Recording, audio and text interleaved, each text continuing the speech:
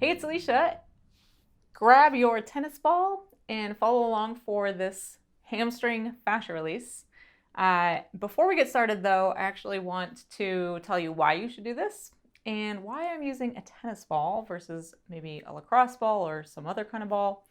Uh, Personally, I'm really loving the tennis ball right now because I've used the lacrosse ball in the past for hamstrings. In fact, this video is an upgrade on an old classic, one of my very first YouTube videos ever. But the tennis ball has a little bit of give, and I actually find that I'm able to get more compression and grab my tissues, my fascia, with the tennis ball. So the lacrosse ball, or if you try a golf ball with this or something like that, it's going to be more dense and maybe feel more penetrating into your fascia. But I don't know that it'll grab it as well for release. So that's why I am using a tennis ball. And the reasons you might want to do this are if you're experiencing heel pain or plantar fasciitis that's showing up in or around your heel. If you have restless leg syndrome, this can be great for that.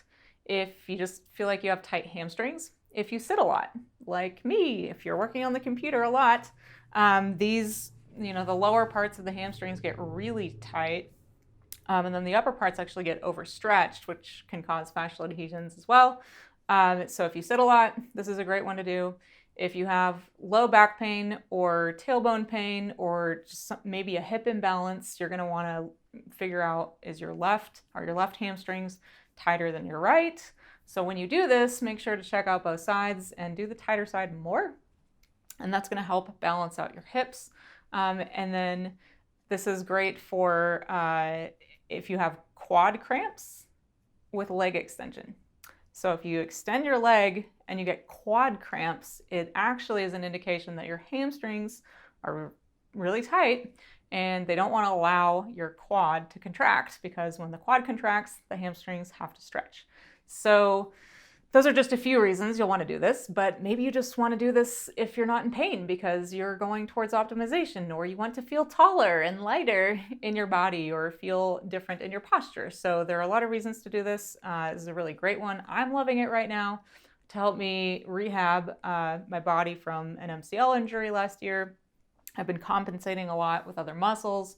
So this has been just really awesome for me. It's why I'm sharing it with you, because I've been doing it a lot lately for myself.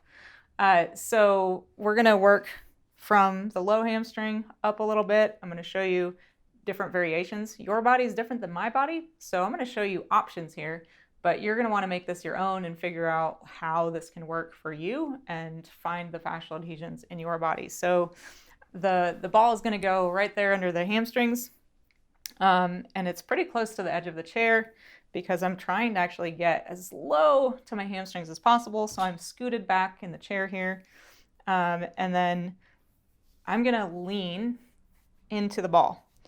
And this is just one of the variations on the classic one, is the leaning part. And then I'm gonna slowly just start moving back and forth, and maybe up and down, and just start exploring. And let's say I find a really good spot like that. I'm going to bring my leg in and squeeze it in, and then relax it, and then take it all the way straight, and then maybe do a little back and forth. That's not doing it for me. When I contract my hamstrings and actually bring them back like this, it's more intense and I feel like I'm doing more. And then I'm going to move the ball back a little bit. So right there is a fascial adhesion. And then you can lean into it even more. And so that's going to get the IT band hamstring junction, or start to. It can feel really intense out here. It does for me. And if you find a fascial adhesion, you just go back and forth. We're trying to cross fiber or shear the fascia part. And that's one of the reasons I like the tennis ball, because it's grabbing the tissues pretty good. And then again, you can go up and down. You can move the ball towards the middle of your hamstring and maybe try to lean the other way and see if there's anything over there. And there might be. So you still got straightening and bending, where you've got some back and forth. And again, just exploring, maybe bringing it in, squeezing it, seeing if that does anything. There's not a lot for me on this medial side of this leg, but I like exploring it. There could be for you, for sure. And again, just going up a little bit and nothing really in the middle. But for me, I know my body, there's something usually up high. So what I'm doing is I'm lifting myself up a little bit so that my weight comes straight down onto that ball. Oh yeah, that is intense. That's how you know it's a good spot to release. Up and down, side to side, and then I'm gonna really lean into it.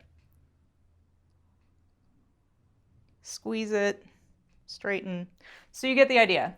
The main thing you want to keep in mind here are the different ways you can lean and like lift yourself up and position yourself on the ball in different ways. So if I just rest my leg on it, you know, there's something there.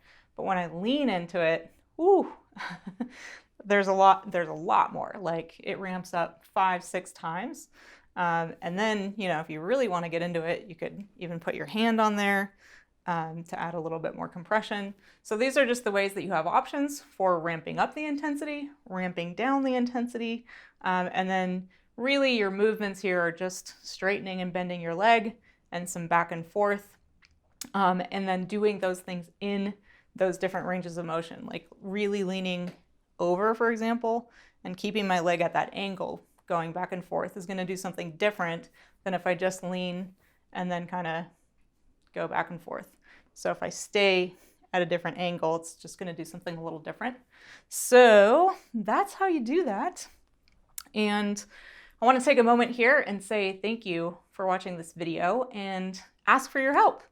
I'm trying to grow the channel here so we can reach more people and help them heal naturally at home with these simple techniques that anyone can really do. So if you could give me a thumbs up and a comment, I would really appreciate it.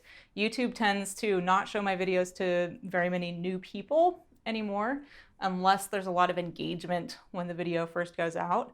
So those thumbs ups, and especially the comments, really just means so much. And besides that, like I'm trying to grow the channel, but I love hearing from you. Your comments give me the fuel to keep going. I love connecting with you. I like hearing your stories, your questions. If you have a question for me, help me create new content so I can actually serve you and your needs. So please leave a comment for me with a takeaway, a result you get using this for one of the pains maybe that I mentioned, a story you want to share, or a question you want to ask me. Anything goes. And then if you feel inspired to offer a donation, then we are accepting donations. We don't have ads turned on the channel here. It's the only way we really make money is by opening courses a few times a year. So your donations help out so much so that we can continue offering free content here weekly on YouTube. So we'll link to where you can make that donation in the description box below if you feel inspired. No pressure, but thank you so much to those of you who are donating. We really, really appreciate it. And by we, I mean Stefan and I. If you're new here, you might not know who he is, but he's my partner in life and business. So we make these videos for you. And both of us really appreciate your support. So thank you so much for watching. I'll look for you in the comments section and I'll see you next week.